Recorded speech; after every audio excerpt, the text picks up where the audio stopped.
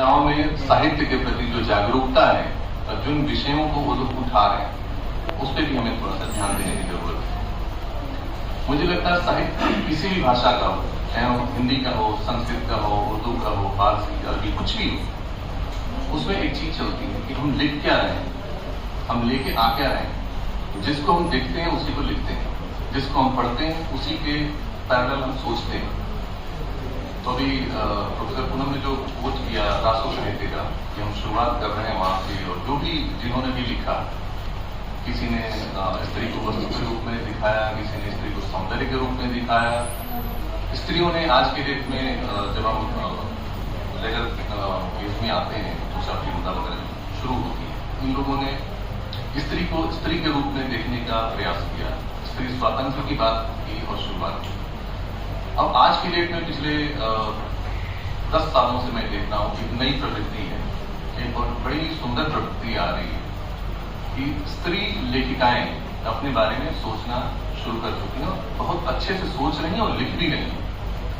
अगर हम हिंदी से थोड़ा सा आगे बढ़ जाएं, क्योंकि महिला ऐसा विस्तृत विषय है कि इसको एक साहित्य में या एक विषय में बांधना बड़ा ही मुश्किल है, और उसकी खूबसूरती यहाँ पे दिख रही है कि सोशल साइंस डिपार्टमेंट है, पॉलिटिकल साइंस डिपार्टमेंट है, आपका नारी अध्ययन केंद्र है, हिंदी साहित्य है, तो साहित्य के माध्यम से हम हिंदी की बात कर रहे हैं। तो ये जो समन्वय है, ये समन्वय हमें बना के रखना है, और जो आज के डेट में स्त्रियां लिख रही हैं, चाहे वो कविता के फॉर्म में आ रहा हो या उपन्यास के रूप में आ रहा हो, कथाएं आ रही हो, ये अप्रिशिएबल है, बहुत ज्यादा प्रशंसनीय है। इसके पीछे ये भी है कि पुरुषों के विचार भी बदले हैं, पुरुषों द्वारा स्त्रियों को देखने की जो शैली है, जो परंपरा है, वो काफी बदल चुकी है। इसमें डिजिटल मीडिया का भी बहुत बड़ा योगदान है। तो सारे मिलकर जो साहित्य पे काम कर रहे हैं वो एक सुंदर रूप लेके आ रहा है, और ये जो पैनल डिस्कशंस हैं या जो भी इस पे काम हो रहे हैं, सेमिनार हो, डिस्कशन हो, इसको एक मजबूती दे रहे हैं।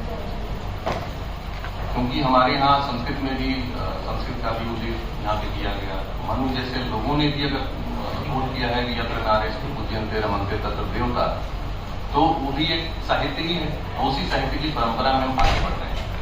चाहे हम किसी भी भाषा की, उर्दू की बात भी प्रोफेसर मुस्लिम खान ने की, तो चाहे उर्दू हो, हिंदी हो, संस्कृत हो, हर जगह स्त्री को देखने का, अच्छे तरह से देखने का प्रयास हुआ है। अगर नहीं हुआ है तो उसके कुछ सामयिक कारण रहे होंगे, उस पर हम नहीं जाएंगे।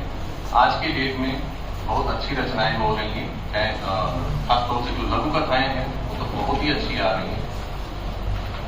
कविताओं में एक नई प्रवृत्ति आई है कि आज के डेट में कविताएं बहुत ज्यादा आ रही हैं। ऐसे प्रकाशक में बात करूं, जैसे कि आमा जी ने बोला, 10 साल पहले हमारे पास पुरुषों की रचनाएं, कविता की बात करूं या पूरे साहित्य की बात करूं, इवन आलोचना की बात करूं, तो कविताएं इक्का दुक्का आती थी पूरे महीने में, और आज की डेट में स्त्रियों की कम से कम 10 से 15 रचनाएं आ जाती हैं। इसका मतलब स्त्रियों ने लिखना शुरू किया है। हो सकता है कि किसी में बहुत टेस्ट हो, किसी में ना हो, वो अलग की बात है, लेकिन प्रयास हो रहा है।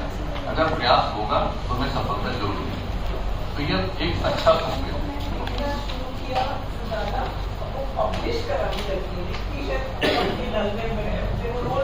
राइट, बट वो पहले लेके आते नहीं, हाँ, बस पहले आती नहीं ये चीजें लिख के, चाहे वो परिस्थिति की बात हो, चाहे जो भी बात रही हो, मैं उस पर नहीं जाऊंगा उस डिस्कशन पे। आज की डेट में कम से कम वो लेके लोग आगे आ रहे हैं, ये बहुत एक शुभ संकेत है मुझे लगता है। अब इस संकेत को हमें आगे बढ़ाना चाहिए, और जो भी लोग हैं अगर सुन रहे हैं तो अपनी बात जरूर लिखें। वह कोई जरूरी नहीं कि बहुत बड़ा साहित्य हो, हमें रसखान बनने की और प्रेमचंद बनने की शायद जरूरत नहीं है, लेकिन एक अच्छे इंसान बनने की जरूरत है। और एक अच्छा इंसान तभी बनेगा जब वो साहित्य लिखेगा, साहित्य पढ़ेगा, क्योंकि साहित्य के बिना कुछ भी नहीं। तो साहित्य आप लोग जरूर पढ़ें, चाहे वो किसी भी रूप में हो, आलोचना हो, किसी भी विधा में हो, तो उसको हम पढ़ें और लिखें। मुझे लगता है कि आज के लिए पर्याप्त है। बहुत बहुत धन्यवाद डॉक्टर राम।